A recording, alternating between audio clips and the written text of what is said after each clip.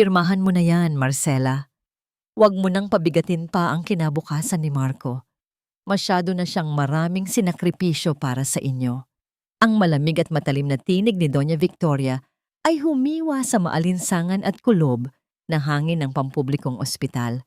Sa loob ng sikip at ingay ng ward na amoy kalawang, murang gamot, at pinaghalong pawis ng mga naghihirap, ang bango ng mamahaling pabango ng kanyang biyenan ay tila isang nakakasakal na lason.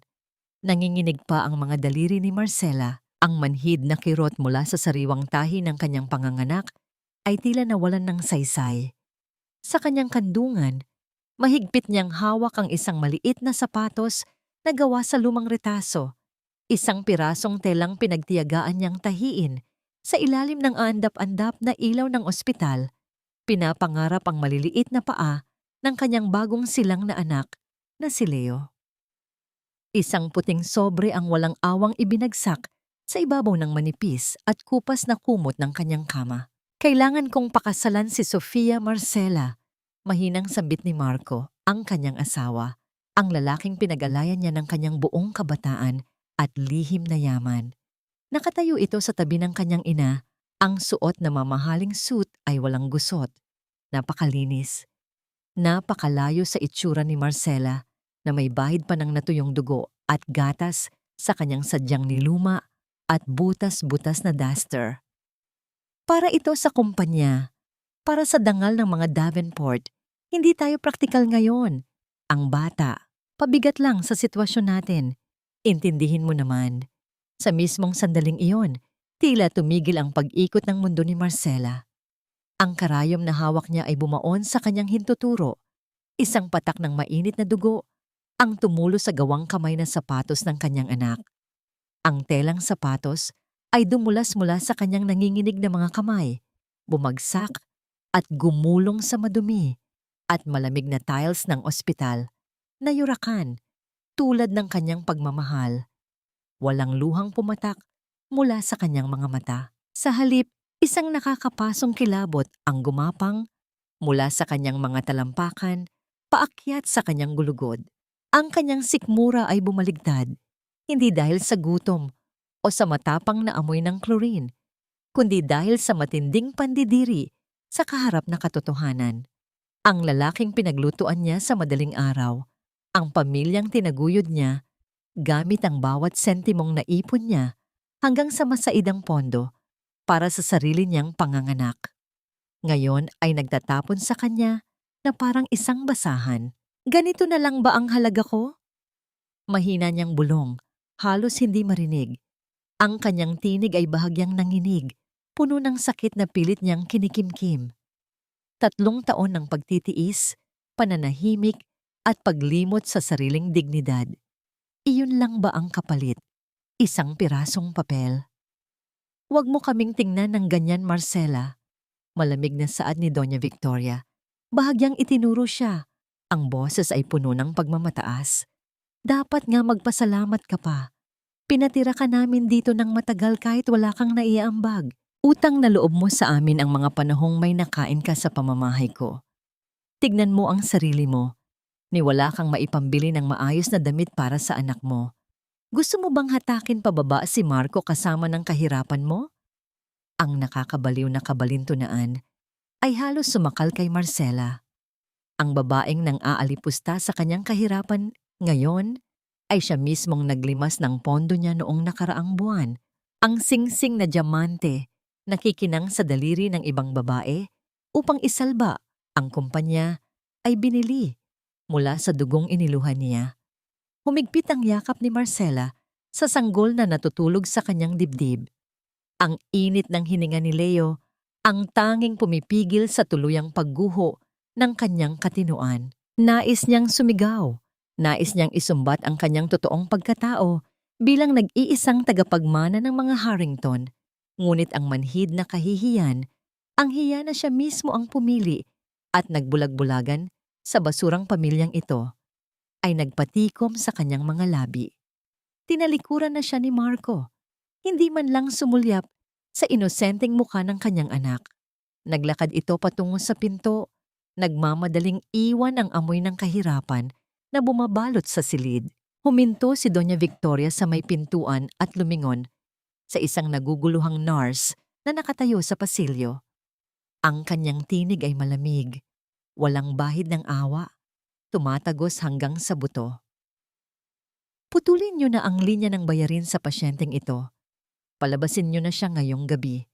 Wala kaming pananagutan sa kahit anong gastusin ng babaeng yan. Iniwan nila si Marcela sa gitna ng silid, kasama ang humihigpit na ihip ng hangin mula sa siwang ng bintana na nagbabadya ng isang malakas na bagyo. Habang ang walang malay na sanggol sa kanyang mga bisig ay nagsimulang umiyak, naramdaman ni Marcela na may isang bahagi ng kanyang pusong tuluyan nang namatay upang magbigay daan sa isang halimaw na matagal na niyang ibinaon. Ang walang awang paghampas ng malamig na hangin at ulan ay tila sumasabay sa pagguho ng mundo ni Marcela. Itinaboy siya palabas ng ospital ng mga nurse na sunod-sunuran sa utos ni Doña Victoria. Walang bitbit kundi ang kanyang bagong silang na anak na binalot lamang sa isang manipis at kupas na tuwalya. Sa ilalim ng kalawanging atip ng waiting shed na tumutulo ang maruming tubig, ginamit ni Marcela ang sariling katawan upang magsilbing kanlungan ni Leo. Ang kirot mula sa sariwa niyang tahi ay tila mga punyal na sumusugat sa kanyang laman sa tuwing siya ay gagalaw. Ngunit mas nakakamatay ang lamig na unti-unting nanunuot sa kanyang mga buto. Amoy ng basang aspalto, putik, at murang lampin ang bumalot sa kanyang pagkatao. Isang malupit na paalala ng pagkakasadlak niya sa ibaba. Nanginginig ang kanyang mga daliri habang kinakapa ang ilalim ng kanyang lumang bag. 3 barya. Iyon na lamang ang natitira niyang yaman. Sinubukan niyang iwagayway ang kanyang kamay upang pumara ng isang dumadaang tricycle. Ngunit sa panginginig ng kanyang kalamnan, ang mga barya ay kumawala mula sa kanyang palad. Bumagsak ang mga ito at mabilis na lumubog sa malapot at maitim na putik. Kasabay ng paglubog ng kanyang huling pag-asa ay ang panlalabo ng kanyang paningin. Niyakap niya ng mahigpit si Leo. Ibinulong ang mga salitang humihingi ng tawad sa inosenteng sanggol na nadamay sa kanyang maling pag-ibig. Isang matalim at nakakabulag na liwanag ang biglang humati sa dilim ng kalsada. Isang mahaba at itim na sasakyan, makintab at sumisigaw ng karangyaan. Ang dahan-dahang tumigil sa mismong harapan ng shed. Hinaharangan ang marahas na ihip ng hangin.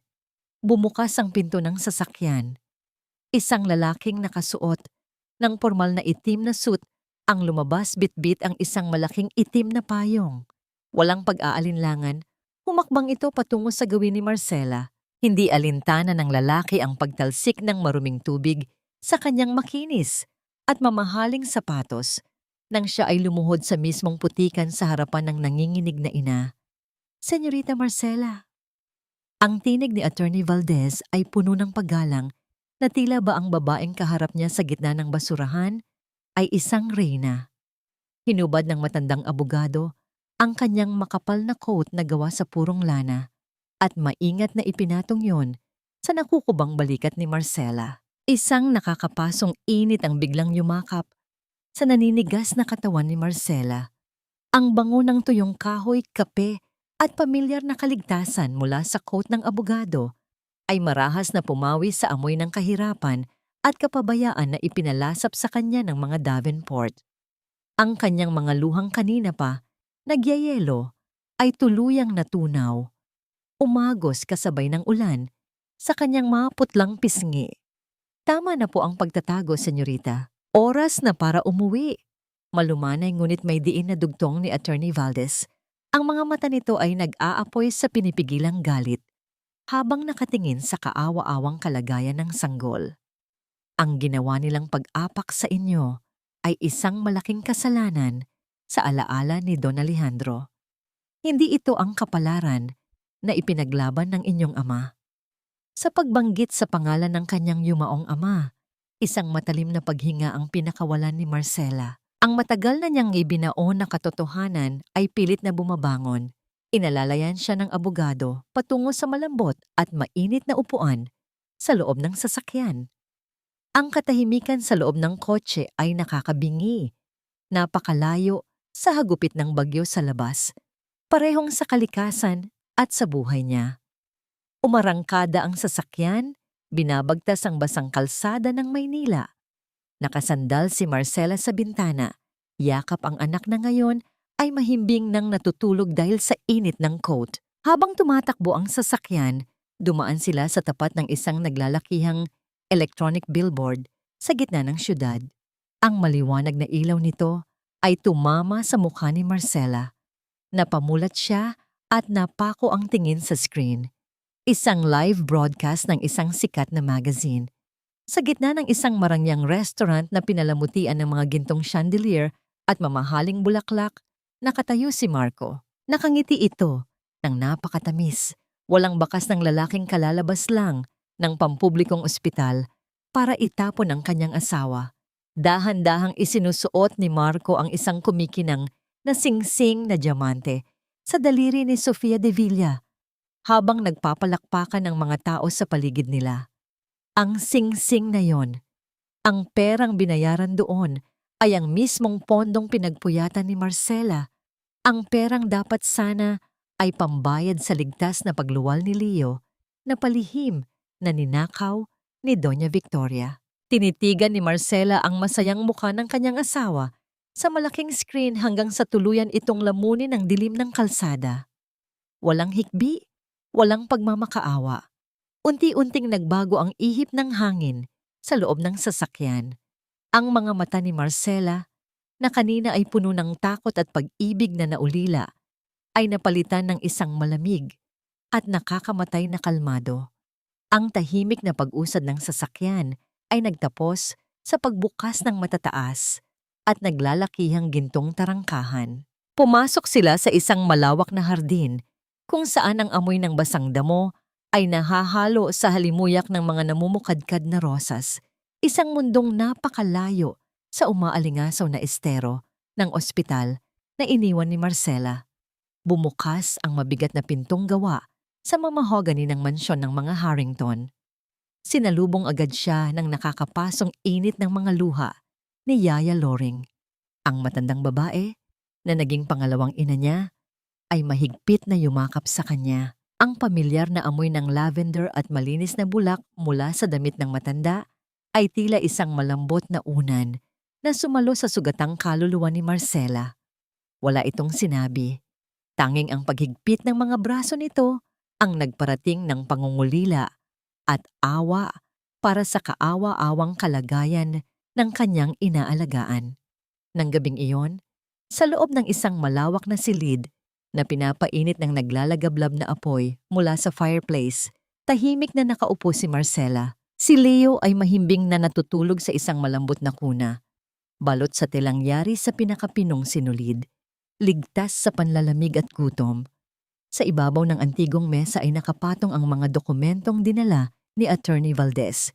Nanginginig ang mga daliri ni Marcela habang binubuklat ang mga bank statement na lihim na nakuha ng abogado. Bawat pahina ay isang sampal ng katotohanan. Nakita niya ang eksaktong halaga ng kanyang pinagpuyatang ipon, ang perang tinipid niya mula sa pagbili ng murang isda, paglalakad sa tirik ng araw, at ang pondong inilaan niya para sa isang ligtas na panganganak. Ang lahat ng yon ay ni-withdraw ni Doña Victoria 3 linggo bago siya manganak. Ang resibo na nakalakip sa dokumento ay mula sa isang sikat na jewelry store. Ang petsa at halaga ay tugmang-tugma sa diamanteng kumikinang sa daliri ni Sofia de Villa na nakita niya sa malaking screen kanina. Ang kanyang sariling dugo at pawis ang ginamit upang bayaran ang singsing ng babaeng ipapalit sa kanya. Ang panlilinlang na ito ay isang matalim na patalim na tuwirang ibinaon sa kanyang likuran habang siya ay naghihingalo sa sakit ng panganganak. Kinuha ni Marcela ang isang pamilyar na piraso ng papel mula sa kanyang lumang bag, ang kanilang marriage certificate. Ang kapirasong papel na minsang sumimbolo sa kanyang mga bulag na pangarap.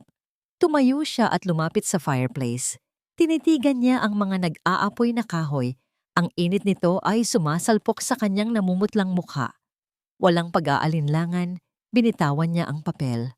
Pinagmasdan niya kung paano lamunin ng apoy ang kanyang pangalan at ang pangalan ni Marco hanggang sa maging maitim na abo ang mga ito na tinangay ng init pa itaas. Kasabay ng pag-abo ng papel ay ang tuluyang pagkamatay ng mahinang Marcela na naniwala sa utang na loob at pag-ibig. Humarap siya sa malaking salamin na may gintong kwadro. Tinitigan niya ang kanyang refleksyon. Ang kanyang buhok ay magulo. Ang kanyang mga mata ay may madilim na anino ng pagod. At ang suot niyang kupas na duster ay amoy maasim na gatas, pawis at putik. Dahan-dahan niyang hinubad ang duster, hinayaan itong bumagsak sa sahig na parang isang maruming basahan na hindi na kailanman dadamputin. Mula sa aparador, kinuha niya ang isang mahabang damit na gawa sa itim na seda. Nang isuot niya ito, ang lamig at lambot ng mamahaling tela ay yumakap sa kanyang balat.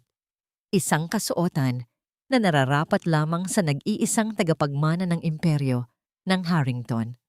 Ang babaeng nakatingin sa kanya mula sa salamin ay hindi na ang biktimang asawa ni Marco. Siya ay isang reyna na nagising mula sa isang bangungot, handang maningil ng utang na dugo. Muli siyang lumapit sa mesa upang ayusin ang mga papeles nang may isang naninilaw na folder ang kumuha ng kanyang pansin. Nakatago ito sa pinakailalim ng tumpok. Nakasulat sa itim at makapal na tinta ang mga salitang, Oplan, Paglamon sa Harrington, taong 2019. Ang petsang yon ay ang mismong taon na biglaang namatay ang kanyang ama. Kumabog ng mabilis ang kanyang dibdib. Ano ang kinalaman ng mga Davenport sa pagbagsak ng kanyang pamilya? Bago pa man niya mabuksan ang pahina, naramdaman niya ang mabilis na panginginig ng kanyang lumang cellphone na nakapatong sa gilid ng mesa. Ang ilaw ng screen ay pumunit sa dilim ng bahaging iyon ng kwarto. Isang mensahe mula sa isang hindi kilalang numero, ngunit ang pamilyar na pananalita ay mula sa isang mabait na kasambahay ng mga Davenport na palihim na naawa sa kanya. Ma'am Marcela, mag-ingat po kayo. Nalaman ni Doña Victoria na umalis kayo sa ospital at wala na kayo sa squatter area. Narinig ko po silang nag-uusap ni Sir Marco.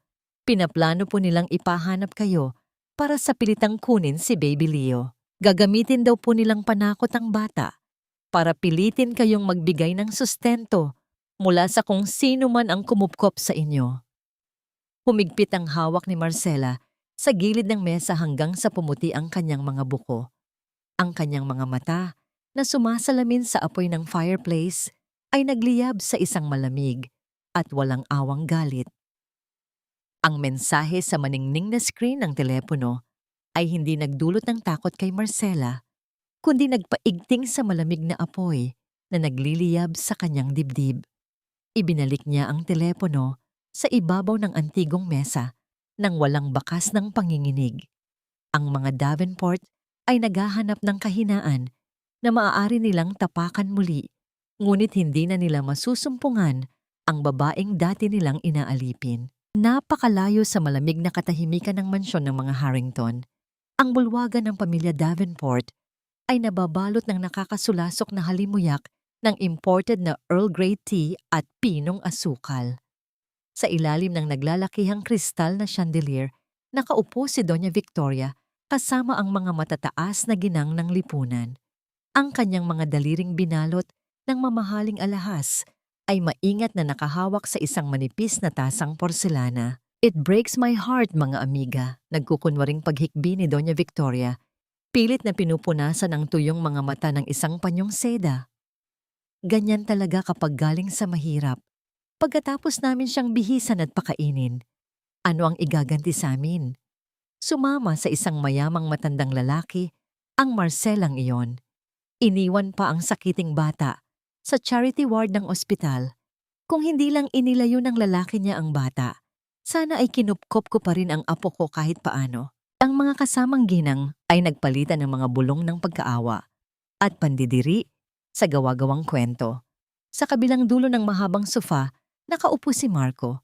Nakayuko ito, ang mga kamay ay mahigpit na nakakuyom nagpapanggap na isang asawang labis na nasaktan at pinagtaksilan. "Mom, please, let's not talk about her anymore." Malumanay at tila basag na tinig ni Marco. Ang kanyang mukha ay sadyang inosente. "I gave her everything. I loved her. Pero tama ka. Hindi talaga mabibili ng pagmamahal ang katapatan. My focus now is the company. And of course, trying to heal with the right person." Habang sinasabi niya iyon, bumaling ang kanyang mga mata kay Sofia de Villa na nakaupo sa tapat nila. Nakadikwatro ang mayamang tagapagmana, tahimik na humihigop ng kanyang tsaa habang pinaglalaruan ang malaking diamante sa kanyang daliri. Ang mga mata ni Sofia ay kalmado, walang bakas ng matinding emosyon. Isang malamig na kalkulasyon ang nakatago sa likod ng kanyang ngiti. Hindi malinaw kung tunay ba siyang nahuhulog sa drama ng mag-ina o kung isa lamang itong nakakaaliw na palabas para sa kanyang pansariling interes. Kumuha si Doña Victoria ng isang piraso ng mamahaling French pastry mula sa pilak na bandehado. Kinagat niya ito. Ang malambot na tinapay na gawa sa purong mantikilya at gatas ay matamis na natunaw sa kanyang bibig, nag-iiwan ng malinamnam at mayamang lasa. Habang ninanamnam ng matanda ang luho sa kanyang lalamunan, sa mismong kusinang yon, kung saan inihanda ang matamis na tinapay, isang mapait na kasaysayan ang nakabaon. Ilang buwan pa lamang ang nakalipas, sa tuwing sasapit ang madaling araw, doon nagtitiis si Marcela.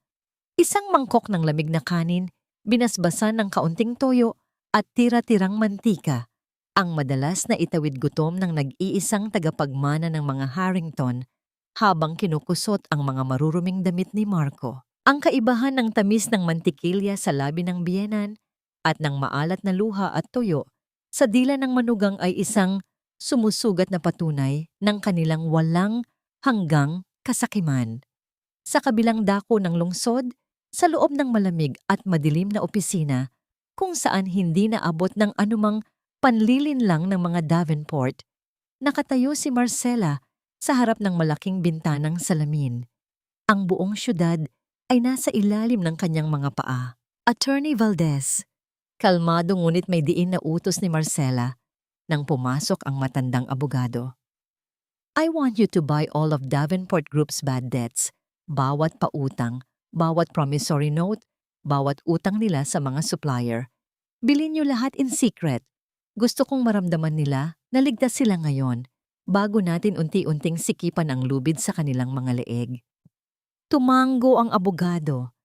Isang maliit na ngiti ng paghanga ang sumilay sa kanyang mga labi bago ito mabilis na lumabas upang isakatuparan ng utos ng tunay na reyna. Samantala, sa isang eksklusibo at mamahaling supermarket sa sentro ng Makati, dahan-dahang itinutulak ni Yaya Loring ang isang gintong kariton. Ang malamig na hangin ng aircon ay humahaplos sa mga hilera ng mga imported na gatas at pinongdamit para sa mga sanggol. Maingat na pumipili ang matanda ng mga pinakamahal at pinakaligtas na gamit para kay Baby Leo.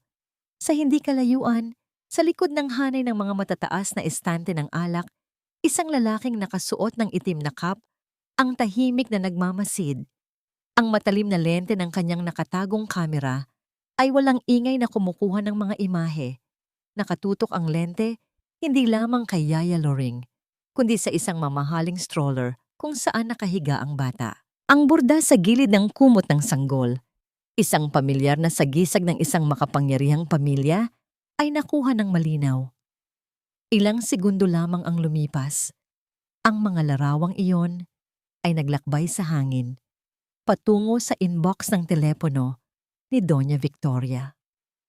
Ang malamig na liwanag mula sa screen ng telepono ay sumilaw sa mga mata ni Doña Victoria. Tinitigan niya ang larawang ipinadala ng kanyang tauhan, isang mamahaling stroller at ang pamilyar na burda sa kumot ng sanggol. Ngunit bago pa man niya mapag-isipan kung saang mayamang pamilya kumakapit ang kanyang dating manugang, ang tahimik na silid ay binasag ng sunod-sunod at nagmamadaling yabag mula sa labas ng pintuan. Pumasok si Marco. Ang kanyang mukha ay kasing putla ng papel. Ang suot na mamahaling suit ay gusot at basa ng malagkit na pawis. Ang pamilyar na amoy ng kanyang mamahaling pabango ay natabunan ng asim ng kaba at desperasyon ng isang taong paubos na ang hininga. "Mom, we're completely shut out." Nanginginig ang boses ni Marco habang marahas na niluluwagan ang kanyang kurbata. Lahat ng bangko rejected tayo, pati ang mga secret lenders natin biglang nag-pull out. We have less than a week bago tuluyang ipasara ang kumpanya. "What about Sofia?" Matalim na tanong ng matanda. Ang mga matutulis na kuko ay bumaon sa telang sapin ng sofa. "Kausapin mo ang mapapangasawa mo. Use your charm, Marco. Hindi pwedeng bumagsak ang mga Davenport sa mga kamay mo." Sa kabilang bahagi ng lungsod, sa loob ng isang pribadong kwarto ng isang eksklusibong restaurant kung saan ang amoy ng inihaw na wagyu at truffle ay nanunuot sa hangin, nakaupo si Sofia de Villa. Ang kanyang mga daliri ay marahang naglalaro sa gilid ng kanyang manipis na baso ng alak habang malamig na pinagmamasdan ang nagmamakaawang bulto ni Marco sa kanyang harapan. "Sofia, please, kailangan ko lang ng bridge financing just to float the company for another month." Halos lumuhod na si Marco. Ang boses ay puno ng pagkaawa sa sarili.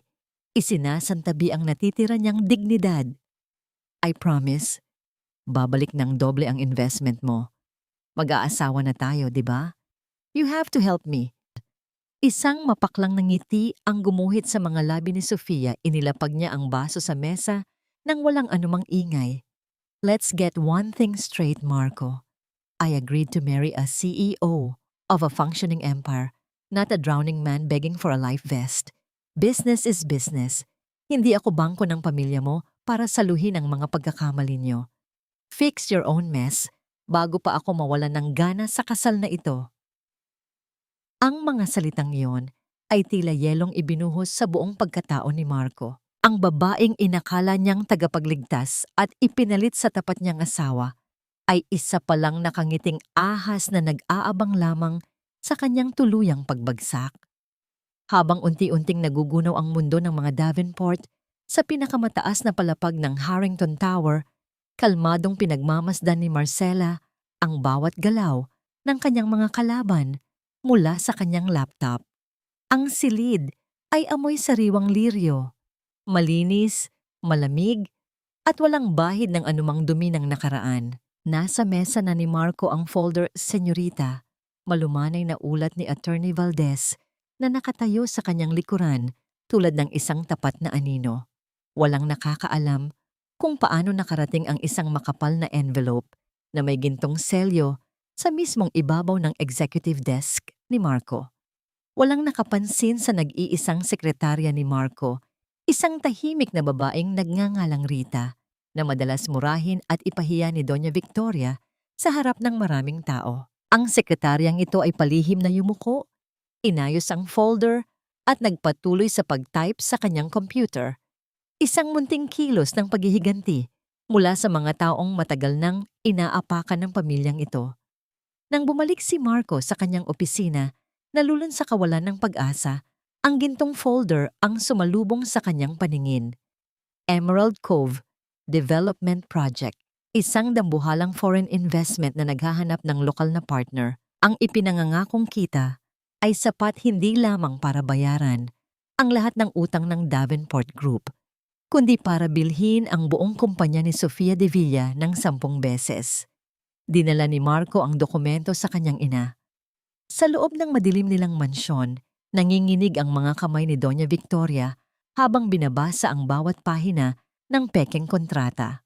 Ang kanyang mga mata ay nanlaki, nabulag sa kislap ng bilyones na nakasulat sa manipis na papel. Tumayo ang matanda at naglakad patungo sa isang lumang vault na nakatago sa likod ng isang painting. Pagkabukas nito, bumungad ang amoy ng lumang kahoy, kalawang at alikabok na nagtago sa matagal na panahon. Inilabas niya ang isang mabigat na kahon ng pelus. Sa loob nito ay ang kwintas na gawa sa purong ginto at malalaking brilyante, ang pinakatatagong pamana ng mga ninuno ng Davenport na ilang henerasyon nang ipinagmamalaki. Hinaplos ni Doña Victoria ang malamig na metal ng kwintas. Ang magaspang niyang mga daliri ay nanginginig sa labis na pagnanasa. Sa kanyang baluktot na isipan, hindi ito isang sugal. Ito ay ang tiyak na tulay patungo sa walang hanggang kapangyarihan at pagbawi sa nabahiran nilang dangal. Ito ang sagot natin, Marco. Kukunin natin ang Emerald Cove. Ipapakita ko sa mga matapobreng yan, lalo na sa babaeng Devilla na yon, na mas angat ang mga Davenport. Ang tinig ng matanda ay basag sa matinding kagalakan. Isang lamo ang lahat, ang kumpanya, ang mga lupain, pati na itong mansyon. Kunin mo ang lahat ng puhunan na hinihingi nila para masiguro nating sa atin ibibigay ang kontrata.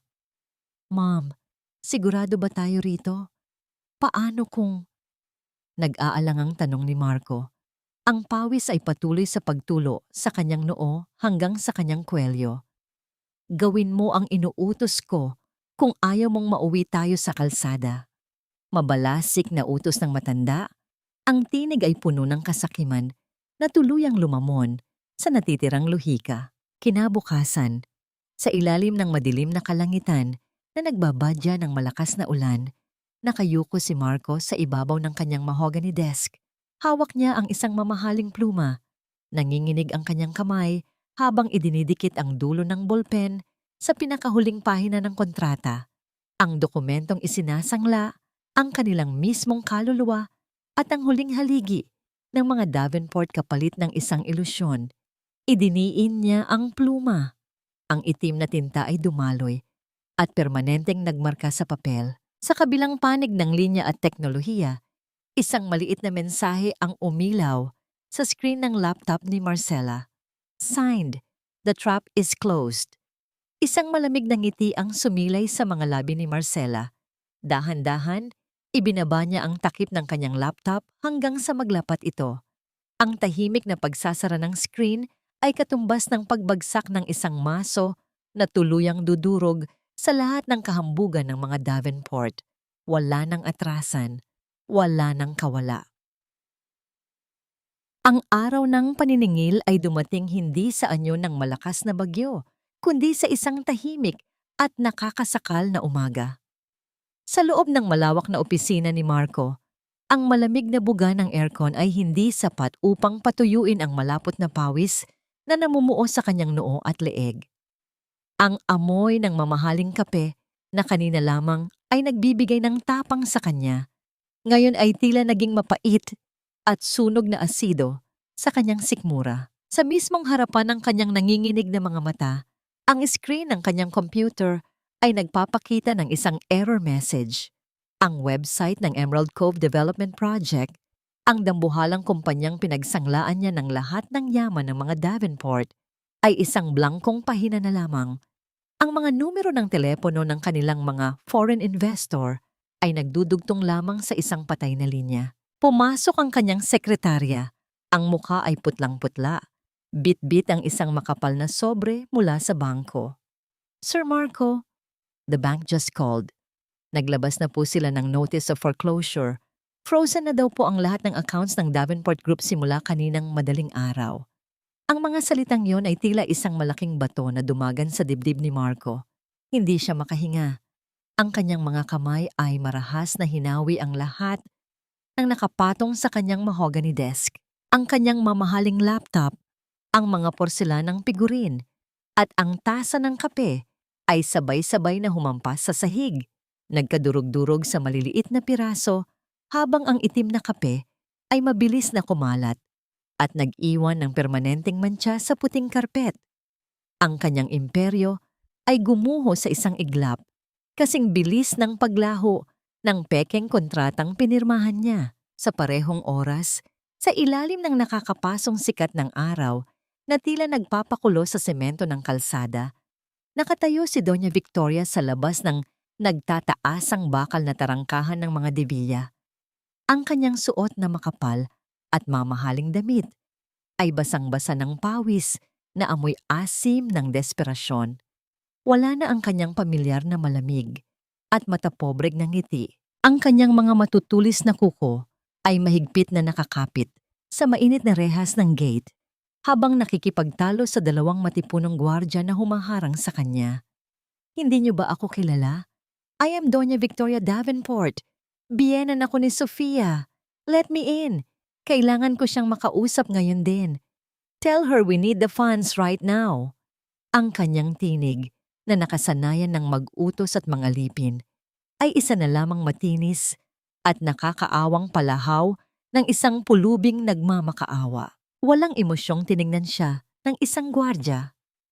Pasensya na po, ginang. Mahigpit po ang utos ni Ma'am Sofia. Wala daw po siyang kilalang pulubi na nagngangalang Davenport. Kung hindi po kayo aalis, mapipilitan kaming gumamit ng dahas. Marahas na itinulak ng gwardya ang matanda palayo sa gate. Nawalan ng balanse si Doña Victoria. Ang kanyang mamahaling takong ay tumukod sa gilid ng kalsada. Ngunit bago pa man siya tuluyang makabawi, isang malaking truck ng basura ang mabilis na dumaan sa kanyang harapan. Ang malalaking gulong nito ay malakas na humampas sa isang malalim na lubak na puno ng maitim, malapot at malansang tubig kanal. Isang malaking alon ng putik ang sumalpok sa buong katawan ni Doña Victoria. Ang malansang amoy ng nabubulok na pagkain at imburnal ay kumapit sa kanyang buhok, sa kanyang mamahaling damit, at tumulo hanggang sa kanyang kumikinang na sapatos. Napatulala ang matanda. Ang malapot na putik ay dahan-dahang tumutulo mula sa kanyang mga nanginginig na kamay. Tinitigan niya ang maruming tubig na nakababad sa kanyang mga paa. Sa mismong posisyong yon, isang malinaw at mapait na alaala ang sumampal sa kanyang isipan.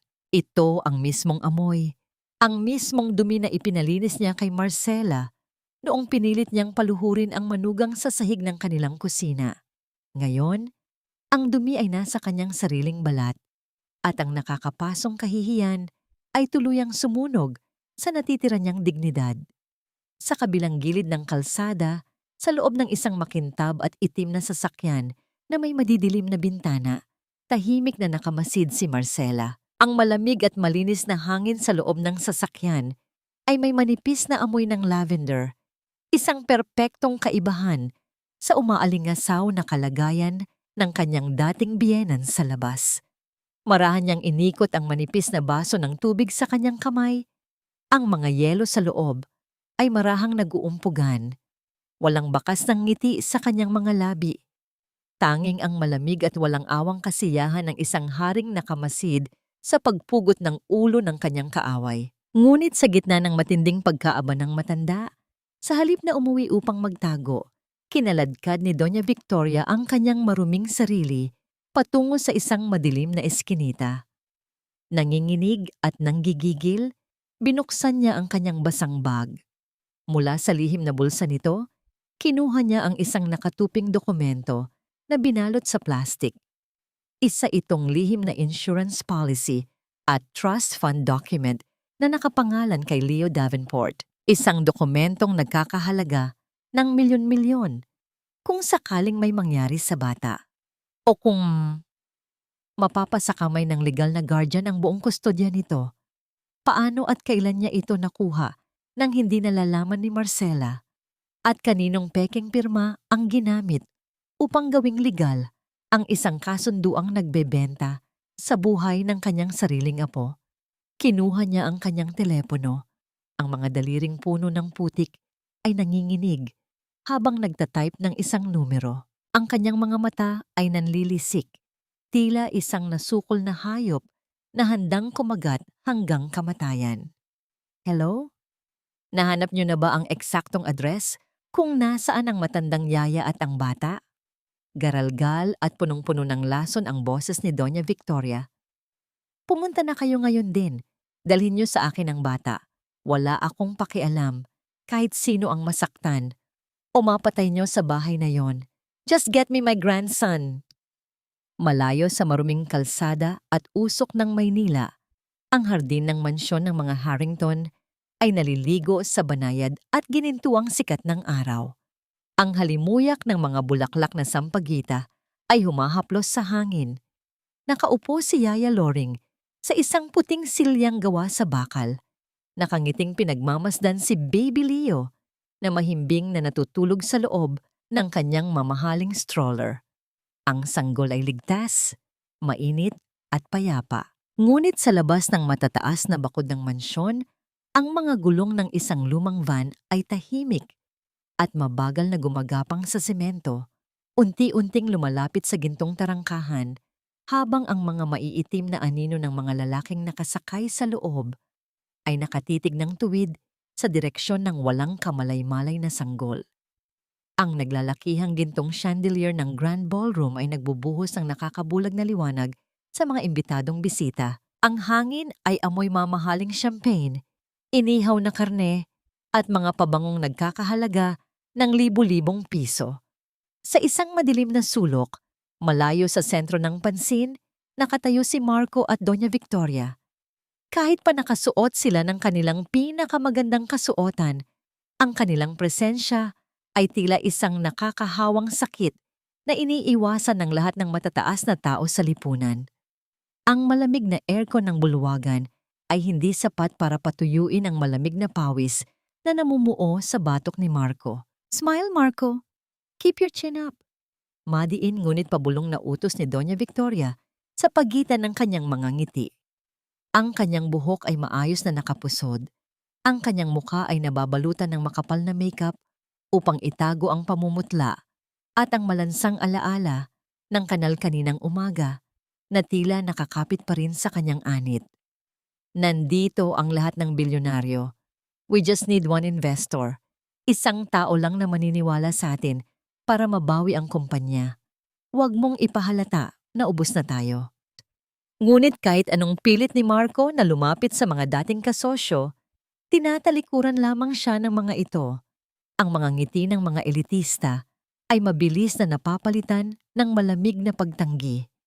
Wala na ang respeto. Ang natira ay pandidiri sa isang imperyong tuluyan nang lumubog sa utang.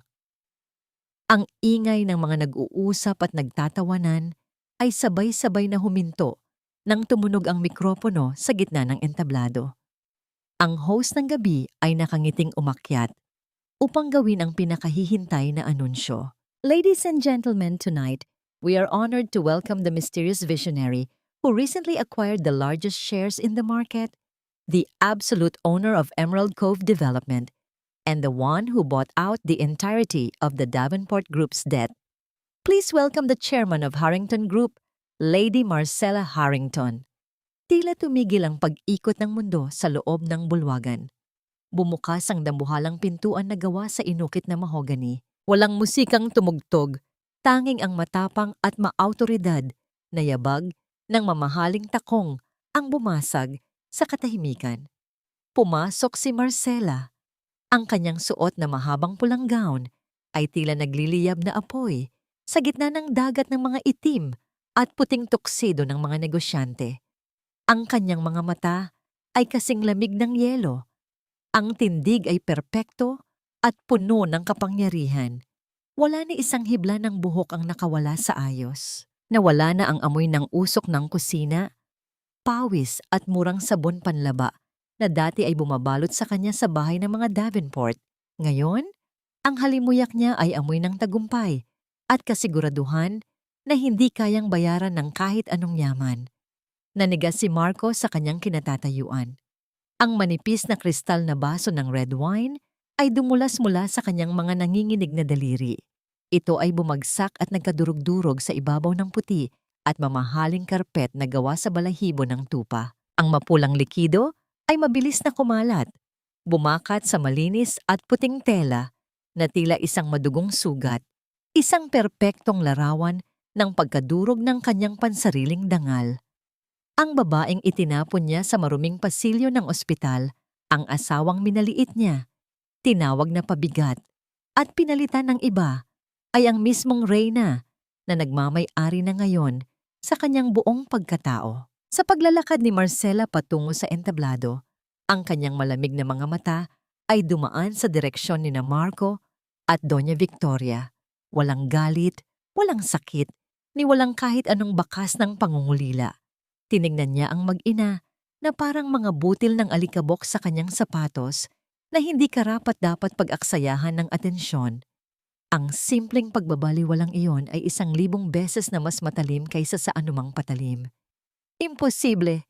No, this can't be real. Nanginginig at halos maubusan ng hiningang bulong ni Marco. Ang kanyang mga tuhod ay nanghina na tila naging tubig. Sa tabi niya, ang mukha ni Doña Victoria ay namula sa matinding puot, pagkapahiya, at pagkabaliw. Ang kanyang mga bagang ay nagtagis habang nakatitig sa maningning na tagumpay ng kanyang dating manugang. Ang matanda ay tila isang demonyong nasusukol sa liwanag ng araw. May pera ka nga ngayon, Marcela. Bulong ni Doña Victoria, ang tinig ay puno ng lason na siya lamang ang nakakarinig. Ang mga matutulis na kuko ay bumaon sa kanyang sariling palad hanggang sa magdugo. Pero hawak ko ang nag-iisang bagay na mas mahalaga pa sa buhay mo. Tignan natin kung hanggang saan ang kayabangan mo. Umakyat si Marcela sa entablado. Ang mga nakakabulag na ilaw ay nakatutok sa kanya. Ang libu-libong mga mata ay nakatingala ng may paghanga, takot, at respeto. Tumayo siya sa harap ng mikropono, huminga ng malalim, at ngumiti ng tipid. Ang kanyang presensya ay isang ganap na pagbawi sa lahat ng taon na ninakaw sa kanya, isang matagumpay na pagtatapos sa kanyang pagtitiis. Ngunit bago pa man niya mabigkas ang kanyang unang salita, isang mabilis na figura ang umakyat sa gilid ng entablado. Si Attorney Valdez, na ang kalmadong mukha ay napalitan ng labis na pagkabahala at takot, ay nagmamadaling lumapit kay Marcela. Hindi alintana ng matandang abogado ang formalidad at ang mga bisita nang siya ay yumuko at bumulong sa tainga ng reyna ng Harrington. Ang mga salitang narinig ni Marcela ay tila mga punyal na sabay-sabay na ibinaon sa kanyang dibdib. Ang malamig at matapang na anyo ng kanyang mga mata ay biglang natunaw. Ang init ng tagumpay sa kanyang katawan ay mabilis na naglaho, pinalitan ng isang nakakamatay na kilabot na gumapang mula sa kanyang talampakan, paakyat sa kanyang lalamunan. Wala na si Leo at si Yaya Loring sa mansyon, senyorita. May mga lalaking sa pilitang pumasok at tinangay ang bata. Ang magarang entablado, ang mga nakakapasong ilaw, at ang bilyong-pisong imperyo sa kanyang harapan ay biglang nawalan ng saysay. Ang mundo ni Marcela ay muling gumuho, ngunit sa pagkakataong ito, hindi dahil sa kahinaan, kundi dahil sa paggising ng isang inang handang sunugin ang buong mundo, makuha lamang ang kanyang anak. Ang nakakasilaw na liwanag ng mga spotlight sa Grand Ballroom ay tila naging mga karayom na tumutusok sa balat ni Marcela. Ang masigabong palakpakan ng mga bilyonaryo ay naging isang malabong ugong na lamang sa kanyang pandinig, parang static ng isang sirang radyo. Sa gitna ng karangyaan, ang bawat hininga ni Marcela ay naging kasing bigat ng tingga. Ang amoy ng mamahaling bulaklak sa entablado ay biglang napalitan ng malansang amoy ng takot at ang alaala ng malamig na rehas ng ospital. Hindi siya sumigaw, hindi siya nagmura. Sa halip ang kanyang buong pagkatao ay binalot ng isang nakamamatay na katahimikan. Ang pagkamanhid na naramdaman niya noong gabing itapon siya sa ulan ay muling bumalik. Ngunit sa pagkakataong ito, hindi ito dahil sa kawalan ng pag-asa.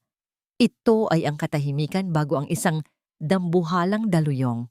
Dahan-dahan niyang ibinaba ang mikropono. Ang bawat hakbang niya pababa ng entablado ay may bigat na tila yayanig sa pundasyon ng gusali. Hindi niya pinansin ang mga naguguluhan at nagbubulungang mga panauhin. Dire-diretso siyang naglakad patungo sa labasan. Ang kanyang pulang gown ay humahaba sa sahig na parang isang ilog ng dugo. Sa parking lot, niyanig ng pag-vibrate ng kanyang telepono ang kanyang palad. Ang screen ay nagpakita ng isang unknown number. Pagpindot niya ng answer, ang boses na lumabas sa kabilang linya ay tila isang malapot at madilim na lason na pamilyar sa kanyang pandinig. Akala mo ba ay nanalo ka na, Marcela? Ang tawa ni Doña Victoria ay mahina, matamis, ngunit may talim ng isang kalawanging kutsilyo. Mayaman ka na, oo. Ikaw na ang dakilang Lady Harrington. Pero sa dulo ng araw, isa ka lang talagang hangal na ina. Ang perang kinamkam mo samin. Hindi niyan kayang protektahan ang kaisa-isa mong anak. Nasaan ang anak ko? Ang boses ni Marcela ay hindi nanginginig. Ito ay malalim, malamig, at punong-puno ng babala. Ang kanyang mga kuko ay bumaon sa balat ng manibela ng kanyang sasakyan nang siya ay makapasok sa loob. Ang amoy ng bagong leather at ang lamig ng aircon ay hindi sapat para palamigin ang naglalagablab na puot sa kanyang dibdib. Ibigay mo sa akin ang lahat, Marcela. Ang pirma mo sa paglilipat ng lahat ng ari-arian ng Harrington, pabalik sa mga Davenport kapalit ng buhay ng batang ito, sabi ng matanda. Huwag kang magkakamaling tumawag ng pulis. Isang maling galaw mo lang. Baka hindi mo na makilala ang mukha ng anak mo. Magkita tayo sa lumang warehouse sa Mayriles. Alam mo kung nasaan yun. Doon sa lugar kung saan nagsimula ang pagbagsak ng tatay mo. Naputol ang linya. Sa labas ng bintana ng sasakyan, biglang bumuhos ang isang marahas na ulan. Tila nakikiramay sa nagngangalit na emosyon ng langit. Bago pa man ma-start ni Marcela ang makina, mabilis na bumukas ang pinto sa kabilang panig. Humahangos si Marco. Basang-basa ng ulan. Ang kanyang mukha ay puno ng matinding pagkalito at takot. Ang kanyang mamahaling tuksido ay gusot-gusot na at ang kanyang mga mata ay nanunuyo. Marcela, anong nangyayari? Nakita ko si Ma'am na tumakas kanina. Si Leo, nasaan ang anak ko? Nauutal na tanong ni Marco. Narinig ko ang bulong-bulungan ni Valdez. Si Ma'am ba ang may gawa nito? Hindi niya magagawa yon sa sarili niyang apo. Tumingin si Marcela kay Marco. Ang titig niya ay malamig at puno ng paghamak. Ang anak ko, Marco, sa akin lang siya. At ang nanay mo, gagawin niya ang lahat para sa pera, kahit pa isakripisyo niya ang sarili niyang pamilya. Mariin niyang sabi. Kung gusto mong tumulong, mas mabuting manahimik ka muna at kumapit. Dahil hindi ko alam kung saan hahantong ang gabing ito. Dagdag niya, may halong babala sa kanyang tinig. Mariing inapakan ni Marcela ang silinyador. Umaling-awngaw ang makina ng sasakyan, malakas, puno ng tensyon. Parang sumasalamin sa galit at desperasyon na matagal na niyang kinikimkim. Humarurot ang sasakyan palabas ng hotel, winarak ang katahimikan ng gabi at ang dilim ng ulan. Habang nagmamaneho sa gitna ng madulas na kalsada, ang bawat patak ng ulan sa windshield ay tila mga luha ng kanyang nakaraan. Tinignan ni Marcela ang kanyang sarili sa rearview mirror. Ang kanyang makeup ay maayos pa rin. Ang kanyang buhok ay hindi pa nagugulo. Ngunit ang mga mata niya ay wala na sa mundong ito. Sila ay nasa isang lugar kung saan ang awa ay hindi na umiiral. Ganito na ba talaga ang halaga ng buhay namin sa inyo? Tanong niya sa kanyang sarili sa loob ng kanyang isipan. 3 taon niyo kaming pinahirapan at ngayon, pati ang hininga ng anak ko ay gagawin niyo ring negosyo? Ang malamig na kamay ng hiya. Ang hiya dahil minsan niyang minahal ang pamilyang ito ay unti-unting napapalitan ng isang matigas na determinasyon. Sa bawat kanto na nilalagpasan nila, lalong lumalapit si Marcela sa kaisa-isang katotohanan. Isang lobo ang gising na sa loob ng kanyang pagkatao. At sa pagkakataong ito, hindi siya titigil hanggat hindi niya nakikitang naglulupasay sa lupa ang mga taong kumuha sa kanyang kaisa-isang liwanag. Ang lumang warehouse ay tila isang dambuhalang kabaong na bakal na nakatayo sa gitna ng masukal na damuhan sa tabi ng riles ng tren.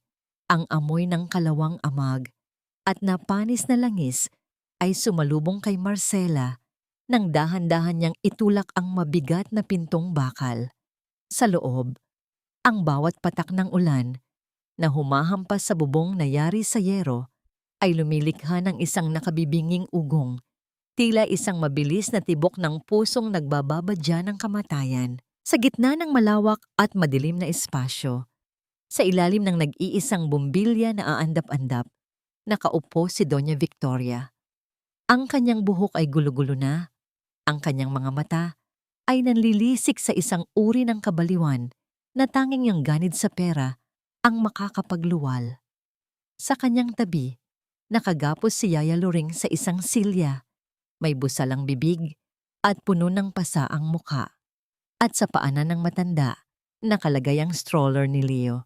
Ang pinakanakakangilabot na amoy sa loob ng silid ay hindi ang kalawang, kundi ang matapang at nakakahilong singaw ng gasolina na bumabalot sa paligid ng stroller ng bata. "Huwag kang lalapit, Marcela!" Sigaw ni Doña Victoria. Ang kanyang tinig ay tumaas, naging matinis at garalgal. Hawak niya ang isang gintong lighter. Ang maliit na apoy nito ay sumasayaw sa tapat ng vog ng gasolina sa sahig. "Ibigay mo sa akin ang mga papeles. Ngayon din." Kasunod ni Marcela, pumasok si Marco nang makita niya ang kanyang ina na may hawak na apoy sa tapat ng sarili niyang anak.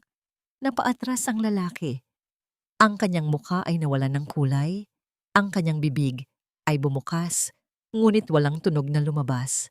Ang bawat hibla ng kanyang pagkatao ay niyanig ng katotohanang ang babaeng nagluwal sa kanya ay isang halimaw na walang kaluluwa.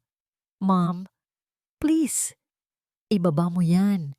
Pabulong na pagsusumamo ni Marco. Ang kanyang boses ay nanginginig sa matinding takot. "Anak ko yan. Apo mo yan." "Apo? Wala akong apo sa isang basurang tulad ni Marcela." Halakhak ni Doña Victoria, ang kanyang tawa ay walang bahid ng saya. "Ang batang ito ay tiket lang natin pabalik sa taas.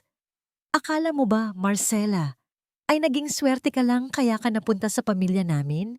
No. Plano ko ang lahat.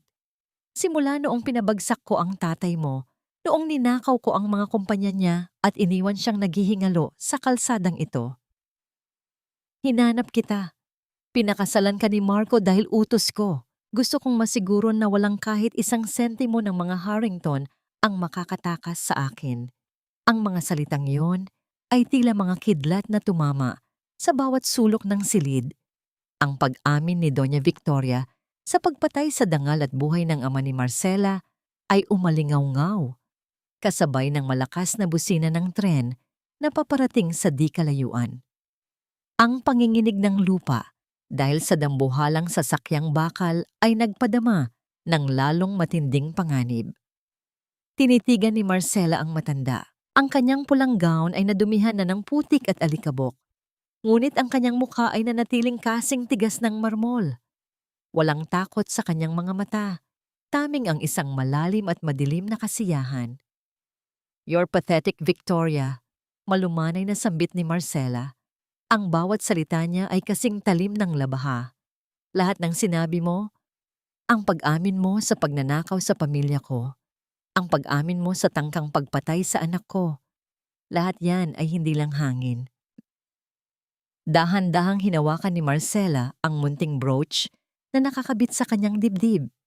Isang maliit na asul na ilaw ang kumikislap doon. "You didn't notice the technology, did you? My lawyer, the police, and the entire social media world are listening to this live stream right now. You just signed your own death warrant live on air." Ang mukha ni Doña Victoria ay dumaan sa iba't ibang emosyon, mula sa gulat, takot, hanggang sa ganap na pagkapuot. Ang kanyang mga mata ay nanlaki ng mapagtantong huli na ang lahat. Ang kanyang reputasyon, ang kanyang pangalan, ang kanyang kalayaan. Lahat ay bumasak sa putikan sa loob ng isang minuto. "Kung ganoon, magsama-sama na tayo sa impyerno." Sigaw ng matanda. Sa gitna ng kanyang pagkapuot, nakita ni Doña Victoria ang pagpula ng asul na ilaw sa brooch ni Marcela bilang isang pangungutya. Sa isang mabilis at desperadong galaw, binitawan niya ang nagliliyab na gintong lighter. Ang maliit na apoy ay dahan-dahang bumagsak, Tila tumigil ang oras habang pinagmamasdan nila ang pagbulusok nito patungo sa basang sahig na puno ng gasolina. Ang init ng apoy ay mabilis na humalik sa likido at sa isang kisap mata, ang madilim na warehouse ay naliwanagan ng isang dambuhalang pagsabog ng kulay kahel at pulang apoy na nagsimulang gumapang patungo sa stroller ni Leo. Ang init ay biglang sumabog sa gitna ng kadiliman. Isang dambuhalang liyab na kulay asul at kahel ang mabilis na gumapang sa sahig na basang-basa ng gasolina. Ang hangin sa loob ng warehouse ay biglang naging manipis, naging kasing talim ng mga bubog na humihiwa sa bawat hininga. Ang amoy ng sunog na goma at chemical ay naging masangsang, nakakahilo at nakakabulag. Leo! Ang sigaw ni Marcela ay hindi nanggaling sa kanyang lalamunan, kundi sa pinakamalalim na bahagi ng kanyang kaluluwa. Sinubukan niyang sumugod patungo sa stroller. Ang kanyang pulang gown ay humahampas sa kanyang mga binti, ngunit sa mismong sandaling iyon, ang panginginig ng lupa dahil sa dambuhalang tren na dumadaan sa katabing riles ay naging sanhi ng pagguho ng isang malaking barandilyang bakal at mga lumang kahoy mula sa kisame. Ang mga debris ay bumagsak sa pagitan ni Marcela at ng kanyang anak, lumilikha ng isang pader ng apoy at usok na humaharang sa kanyang daraanan. Napaatras si Marcela. Ang kanyang balat ay tila niluluto sa tindi ng init. Ang kanyang mga mata ay nanunuyo, ngunit ang takot na mawala ang kanyang kaisa-isang dahilan ng pamumuhay ay mas masakit pa sa anumang paso. Marco, ang anak mo. Iligtas mo ang anak mo. Pagmamakaawa ni Marcela, ang kanyang tinig ay basag at puno ng desperasyon habang pilit niyang itinutulak ang mga nagbabagang kahoy. Si Marco ay nakatayo lamang doon, naninigas. Ang kanyang mga mata ay nakatitig sa naglalagablab na impyerno sa kanyang harapan. Ang lalaking laging umaasa sa kanyang ina, ang lalaking tumalikod sa kanyang pamilya para sa pera, ay dahan-dahang napatingin sa kanyang mga palad. Tinitigan niya ang kanyang ina, si Doña Victoria, na ngayon ay nakaluhod na sa sahig. Humahalakhak habang pilit na kinakamot ang sariling mukha. Tuluyan ng nilamon ng dilim ng kanyang sariling kaisipan. Isang matinding bugso ng hangin mula sa mabilis na tren sa labas ang nagpaliyab palalo sa mga apoy sa loob. Ang stroller ni Leo ay nagsimula ng uminit. Ang plastik na bahagi nito ay dahan-dahang natutunaw. Sa sandaling iyon, parang may isang bagay na pumutok sa loob ng dibdib ni Marco. Ang lahat ng kahihiyan, ang lahat ng pagiging duwag, at ang lahat ng utang na loob na ginamit na tanikala sa kanya ng kanyang ina ay biglang naputol. Tumingin siya kay Marcela, isang huling tingin na puno ng paghingi ng tawad, isang tingin na nagsasabing, alam niya na huli na para sa kanilang dalawa, ngunit hindi pa huli para sa kanilang anak. I'm sorry, Marcela. I'm so sorry, pabulong na sambit ni Marco. Sa isang mabilis at desperadong galaw, hinubad ni Marco ang kanyang tuxedo at ibinalot ito sa kanyang ulo at braso. Hindi siya nag-atubili. Tumakbo siya, hindi palayo sa apoy, kundi dire-diretso sa gitna nito. Ang bawat hakbang niya ay sinasalubong ng nakakapasong dila ng apoy na humahalik sa kanyang balat. Sinusunog ang kanyang suot na polo at binabalot ang kanyang likuran ng matinding sakit. Narinig ni Marcela ang ingay ng pag-apoy ng tela at ang mahinang ungol ng sakit mula kay Marco. Ngunit hindi huminto ang lalaki. Inabot ni Marco ang stroller. Binuhat ito sa gitna ng nagbabagang mga kahoy at gamit ang huli niyang lakas, inihagis niya ang stroller patungo sa direksyon ni Marcela, malayo sa sentro ng sunog. Bumagsak ang stroller sa isang ligtas na bahagi ng warehouse. Mabilis na gumapang si Marcela, kinuha ang kanyang anak at niyakap ito ng mahigpit. Buhay si Leo. Ang sanggol ay nagsimulang umiyak. Isang tunog na para sa kanya ay ang pinakamagandang musika sa buong mundo. Ngunit sa loob ng apoy, nanatili si Marco. Nakaluhod siya, Ang kanyang likuran ay puno ng malalalim na sugat mula sa sunog. Ang kanyang hininga ay kapos at puno ng usok. Kasabay nito, ang pintuan ng warehouse ay marahas na nabuksan. Ang nakakasilaw na asul at pulang liwanag mula sa mga sasakyan ng pulis ay tumama sa makapal na usok. Ang tunog ng mga sirena ay pumuno sa gabi. Pumasok ang mga otoridad, hawak ang kanilang mga armas at mga pamatay sunog.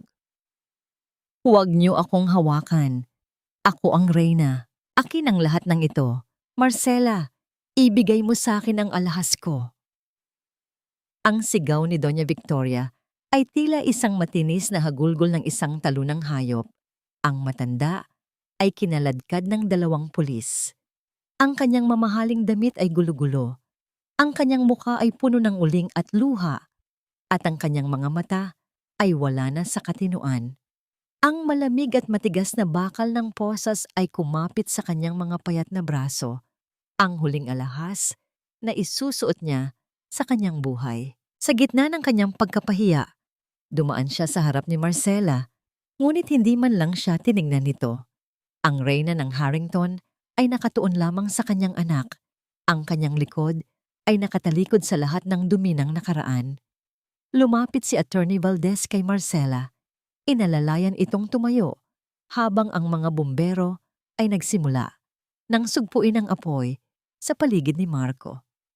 "Ligtas na kayo, senyorita. Tapos na ang lahat," malumanay na sabi ng abogado. Tumingin si Marcela sa direksyon ni Marco na ngayon ay isinasakay na sa isang stretcher.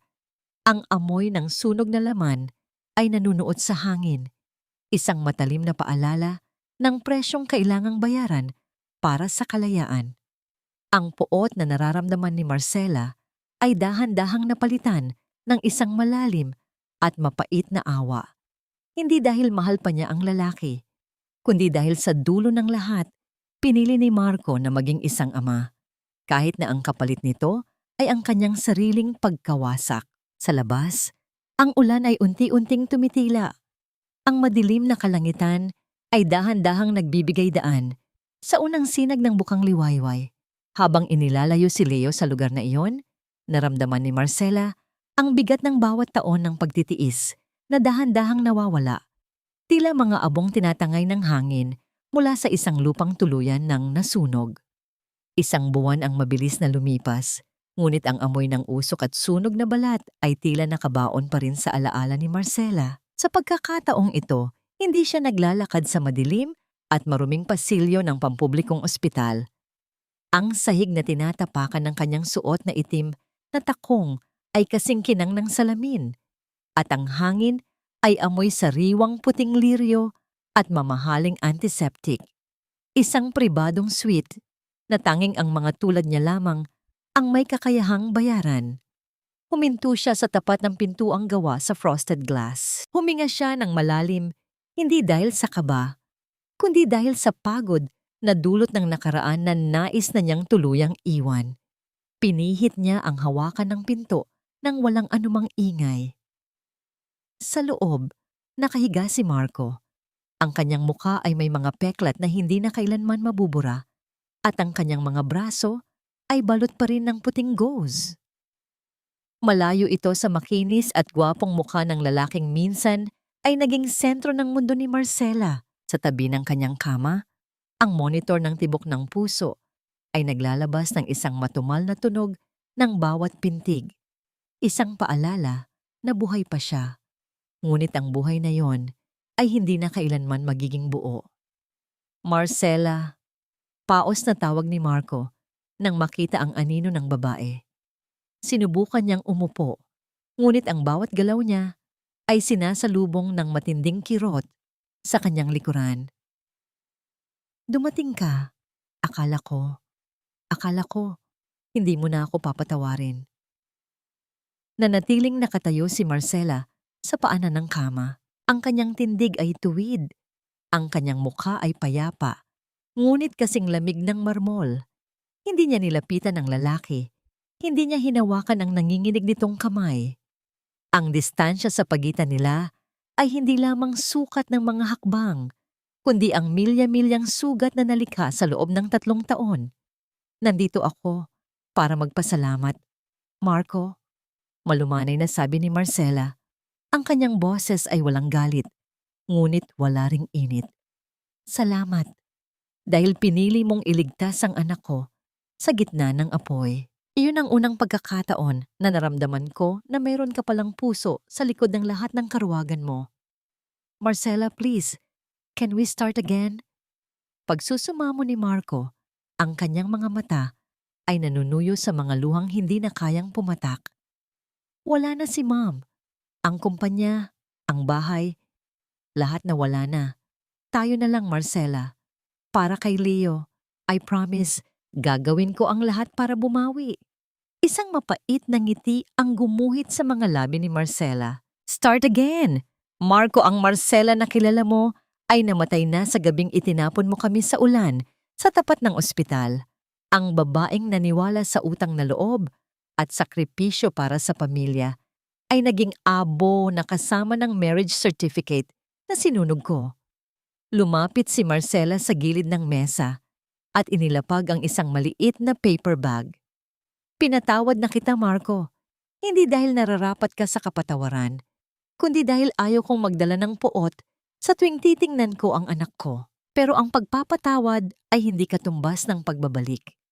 Binayaran ko na ang lahat ng hospital bills mo hanggang sa tuluyan kang gumaling. Pagkatapos nito, malaya ka na. Pero ang anak ko, si Leo, magkakaroon ka ng karapatang makita ang anak mo dahil sa dulo ng lahat, ikaw pa rin ang nagligtas sa kanya. Putol ni Marcela sa kanyang sasabihin. Pero iyon lang, Marco. Isang bisitang dadaan sa takdang oras. Hindi ka na kailanman magiging bahagi ng buhay ko. Ang pamilya na binuo mo sa kasinungalingan ay tapos na. Kinuha ni Marcela mula sa bag ang isang maliit na bagay. Inilapag niya ito sa ibabaw ng kumot ni Marco. Isang sapatos na gawa sa pinakamahal na telang seda, kulay puti, at may burda ng pangalang Leo. Ito ay bago, malinis, at perpekto. Napakalayo sa duguang sapatos na gawa sa retaso na nahulog sa maduming tiles ng ospital noong unang kabanata ng kanilang paghihiwalay. This is what Leo wears now, Marco, sabi ni Marcela habang nakatitig ng diretso sa mga mata ng lalaki. Hindi na siya ang batang kailangang mamalimos ng awa mula sa inyo. Hindi na siya ang batang itinuring mong pabigat. Pinalitan ko na ang lahat ng bakas ng kahirapan at kahihiyang ibinigay niyo sa amin. Tinalikuran ni Marcela ang kama. Ang bawat hakbang niya patungo sa pinto ay may dalang bigat ng isang pinal na desisyon. Narinig niya ang mahinang hikbi ni Marco sa kanyang likuran. Ang tunog ng isang taong tuluyan nang nawalan ng lahat ng bagay na mahalaga sa kanya sa gitna ng kanyang kasakiman.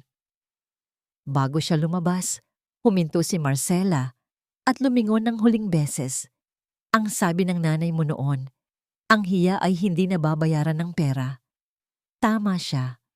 Ang kahihiyang idinulot niyo sa akin ay hindi ko kailanman makakalimutan. Ngunit ang kalayaang nararamdaman ko ngayon, iyon ang kayamanang hinding-hindi niyo kailanman maaabot. Lumabas si Marcela ng kwarto. Ang tunog ng kanyang takong sa makinis na pasilyo ay parang isang martsa ng tagumpay. Hindi na siya lumingon muli. Sa dulo ng pasilyo, nakabukas ang dambuhalang bintana kung saan pumapasok ang maliwanag at mainit na sikat ng araw. Ang amoy ng antiseptic ay unti-unting napalitan ng sariwang hangin ng kalayaan. Sariwa ang hangin sa Tagaytay, malamig at humahaplos sa mga dahon ng pino na tila bumubulong ng mga salita ng kapayapaan. Ang amoy ng basang lupa at halimuyak ng mga ligaw na bulaklak ay nanunuot sa bawat hininga ni Marcela habang nakatayo siya sa veranda ng Harrington Ancestral Estate. Malayo na siya sa malansang amoy ng kanal at nakakasakal na usok ng lungsod na minsang lumamon sa kanyang pagkatao. Sa gitna ng malawak at lunti ang hardin, isang munting figura ang masayang tumatakbo. Si Leo, na ngayon ay 3 taong gulang na, ay humahalakhak habang hinahabol ang isang makulay na paru-paro. Ang kanyang mga pisngi ay mapula. Ang kanyang mga mata ay nagniningning sa kalusugan at kagalakan. Suot niya ang isang pares ng matibay na sapatos na gawa sa balat. Bawat hakbang niya sa damuhan ay puno ng kasiguraduhan. Ang batang dati ay itinuring na pabigat ay ngayon ang sentro ng isang dambuhalang pag-asa. Dahan-dahang lumapit si Marcela sa isang malaking puting gate sa gilid ng estate kung saan nakasulat sa gintong mga titik, Harrington Foundation for Abandoned Mothers. Ngayon ang araw ng pagbubukas nito. Nakita ni Marcela ang mga hilera ng mga kababaihan na may bitbit na mga sanggol. Ang kanilang mga mata ay puno ng takot at pag-aalinlangan. Ang mismong tingin na mayroon siya noong gabing iyon sa tapat ng ospital. Isang batang ina ang lumapit sa kanya. Nanginginig ang mga kamay habang yakap ang isang sanggol na balot sa lumang kumot. Marahan itong hinawakan ni Marcela sa balikat. Ang init ng palad ni Marcela ay naghatid ng isang tahimik na pangako. Hindi na kailangang magmakaawa ng babaeng ito. Hindi na niya kailangang dumanas ng matinding hiya para lamang sa isang pirasong tinapay. Sa ilalim ng pangangalaga ng mga Harrington, ang bawat luha ay gagawing lakas. Napakalayo sa malawak na langit ng Tagaytay, sa loob ng isang silid na may puting dingding at amoy ng matapang na chlorine, nakaupo si Doña Victoria. Ang kanyang suot ay isang simpleng puting bestido na wala ni isang hiyas. Ang kanyang mga matutulis na kuko ay pudpud na at ang kanyang buhok ay puting-puti na at gulo-gulo.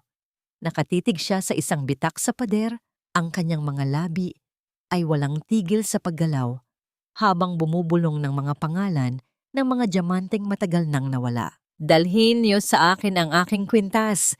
May panauhin tayong mga Ayala at Zobel. Sigaw niya sa hungkag na silid. Kapag dumadaan ang mga nurse, tinatawag niya silang mga katulong at inuutusan na ipaghanda siya ng tsaa na gawa sa ginto.